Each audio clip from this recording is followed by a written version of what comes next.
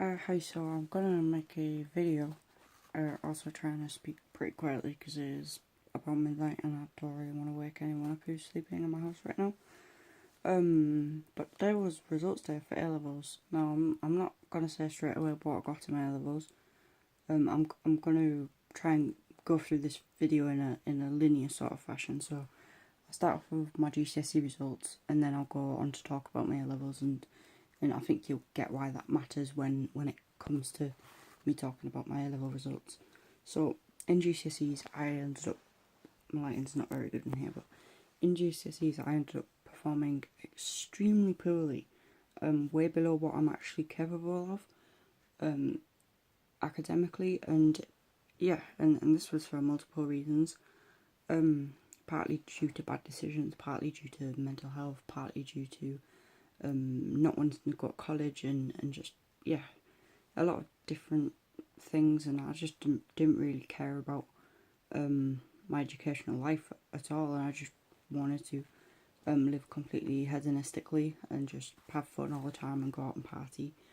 And you know, it didn't pay off in the end, and and the thing is, I didn't care that it didn't pay off, because yeah, that was just my mentality at the time. I didn't care about failing. So what I got in my GCSEs, now I did get 1A, and that was in art and design, probably unsurprisingly judging by the state of my room. But yeah, so I got an A in art and design. I got a C in maths, which I was happy about. I did revise quite a bit for that, but yeah, I got a G in English first time round. I ended up retaking it at CCAD and getting a C, a high C on the foundation paper. Wasn't allowed to do the high paper because of how badly I'd performed previously. In PE I got a B because I really enjoyed that subject and I did put a lot of work into it. Biology I got an E because I didn't set half my exams in science in general. Chemistry I got a G for the same reason. Physics I got an E for the same reason. English literature I got an F. And religious studies, which I have been doing for the past 2 years of my life, I got a G in that at GCSE, which is probably quite surprising that I actually took that at A-level, but yeah. Anyway, so the reason, well, I'll go on, I'll tell you what I got in my A-levels, and I'm not gonna lie, I was happy with my results, and I was pleasantly surprised. So in philosophy, which was my favourite subject at A-level throughout the second year anyway, I ended up getting an A star, which I was so surprised about. My teacher was really proud of me as well. I mean, I don't know. I just like I just put in so much work, and like it's just paid off. So I got an S star in that. I got an A in sociology, which I was also extremely happy about, and a B in art, which I expected.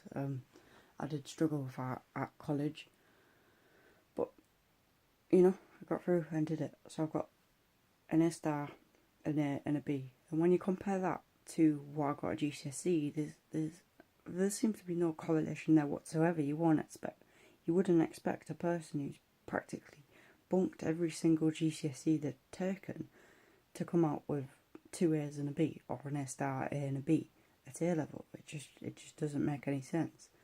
And I think it just goes to show that if you do put in the hard work, then you can actually get somewhere. You can do more than you think you can actually do.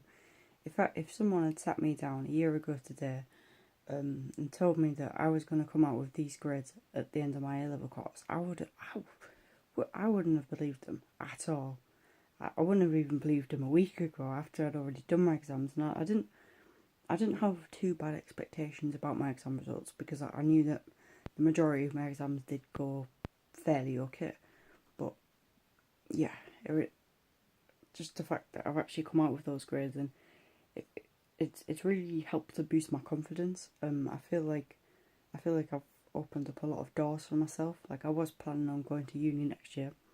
I still am, but I was planning on going to a university with low grade requirements, because that's what I thought I was going to get. I thought I was going to get maybe 3 C's or something like that. But you know, I didn't, and that's great. So now I can go to an even better university. But yeah, I don't want to rest on my laurels too much yet. I still need to get a job.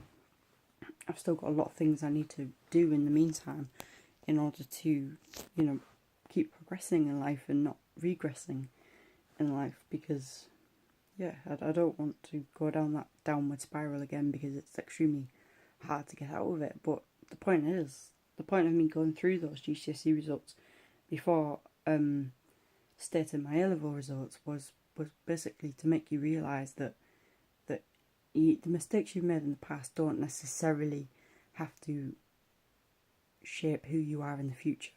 Like, so you could completely fail at one aspect of life, but you shouldn't get too caught up on that and too stuck on that and think that, oh, well, because I failed here, I'm going to be a failure for the rest of my life, because that's not the case.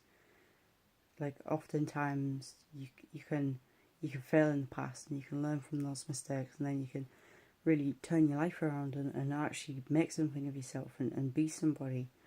And it's a really good feeling when you do the things that you maybe don't want to be doing, but you know you need to be doing, and then it may not feel good at the time, but like afterwards, like it's that result, it's that fact that you've sacrificed maybe going out with your friends, or you've sacrificed getting drunk, and instead you've just sat and read and wrote essays and revised, and it's just a good feeling to know that it's all paid off. Yeah, so I think you need to have goals, and goals give you something to aim towards, because if you don't have anything to aim towards, then you don't know when you're failing, and that can be a good thing, because you don't get that horrible feelings like, oh, I put in so much work and it didn't turn out the way I planned. But then again, you sort of need that feeling, you need that goal in order to be able to actually aim towards something, otherwise you're never actually going to get anywhere. And that's when you maybe wake up at 60 years old and say, oh, maybe I actually should have done something back then when I had the opportunities, but you didn't take them, and then that's when regret sets in. And I can't imagine that being a very good state to be in at that age. I think I'd like to maybe grow old and actually say, yeah, I did something with my life. I actually made it worthwhile, because a lot of people around the world don't have these opportunities, and I do. And I want to say that I've definitely fulfilled my potential, and I feel like this is one of the first steps to actually going down that right track for me, anyway. And I'm going to be studying philosophy at university. By the way, I decided that a few months ago. And yeah, I'll just go where that takes me. And as to what university I'm going to be going to, I'm not sure yet. I still haven't sent off applications for UCAS yet, because I want to change a couple of my university choices. Now that I know my grades, and that I can be confident as to the requirements and whether I'm actually going to meet the standards of that university. So I'm going to do that, and then I can send it off tomorrow, when UCAS 2019 is back online again, because it's been offline because of, I assume it's because of A-level results coming out today, and obviously the UCAS system is going to be extremely busy with people tracking their results and trying to and universities trying to sort out students and stuff, but I don't know all about the technicalities of that. Yeah. And I think that is all I want to talk about in this video, I believe. So yeah, try and take something from this, if you can. I feel like I've tried to explain the message behind making the video. But yeah, A star, A, B.